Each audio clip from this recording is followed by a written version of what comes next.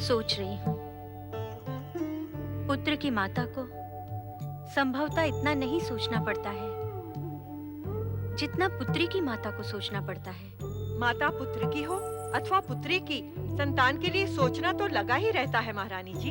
ऐसा नहीं है, पुत्र तो सदा माता के पास ही रहता है, इसलिए माता का मन आश्वस्त रहता है। किंतु पुत्री का विवाह होने के पश्चात वो तो माता की आंखों से दूर हो जाती है, इसलिए उसके सुख दुख की चिंता बिना आहट के मन में प्रवेश करती ही रहती है। तो यूं कहो, पुत्री पार्वती की याद पीड़ित कर रही है महारानी जी को। बहुत दिन हो गए ना उसे देखे हुए, उसे भी तो हमारी सुध नहीं आई। महारानी जी, पुत्री अपने पति के घर जाकर उसी की हो जाती है, फिर माता पिता का उस पर कोई अधिकार नहीं रहता। कोई अधिकार नहीं रहता? किस अधिकार की चर्चा कर रही हैं आप? अब तो पति का भी आपकी पुत्री पर कोई अधिकार नहीं रहा है। वो हमसे रूठ कर चली गई और अब हमें पहचानना तक नहीं चाहती।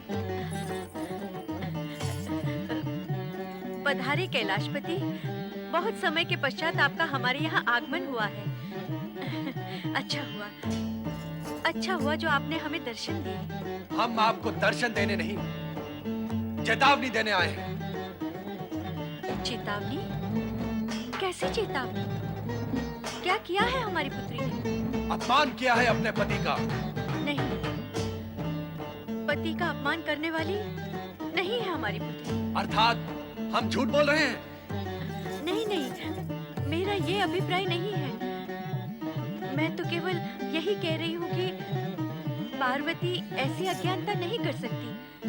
वो कहीं आपको भ्रम तो नहीं हो गया कि वो अहंकारवश हमें छोड़कर चली गई है? क्या ये हमारा भ्रम है? हम जब उससे मनाने गए तो उसने हमें पहचानना तक आवश्यक नहीं समझा। क्या ये हमारा भ्रम है? आपको पहचाना तक नहीं? हाँ, कहती है हम ना ही जानत, कौन हो तुम? ऐसा कहा उसने? अरे और भी बहुत कुछ कहा रहा। कहती है हम पार्वती नाही, पर्वतिया है पर्वतिया। यहाँ काहे आए हो? चले जाओ यहाँ से। हम आपको चेतावनी देते हैं कि यदि 2 दिन में आपकी पुत्री पार्वती कैलाश नहीं लौटी तो मान लें कि हमारे उसके संबंध सदा सदा के लिए समाप्त हो गए। फिर आप कैलाश पर ना आना हमें मनाने के लिए। इस समय कहाँ है पार्वती?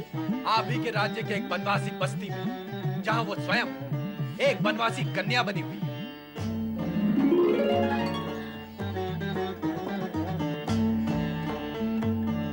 तुरंत पार्वती को खोजना होगा।